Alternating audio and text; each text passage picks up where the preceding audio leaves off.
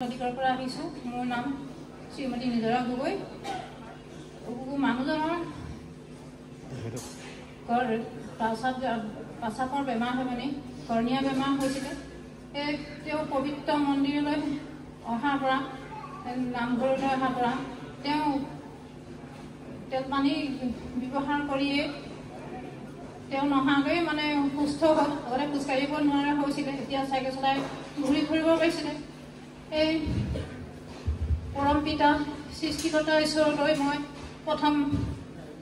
প্ৰণিপাত জনাইছোঁ দ্বিতীয়তে মই প্ৰভু ঈশ্বৰ পিতালৈ বহুত শতকোটি প্ৰণাম জনাইছোঁ বহুত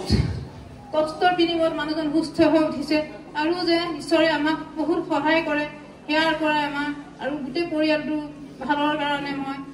ঈশ্বৰৰ ওচৰতে প্ৰভুৰ ওচৰতে মই ধন্যবাদ জনাইছোঁ এয়া মোৰ ক'বলগীয়া প্ৰাৰ্থনা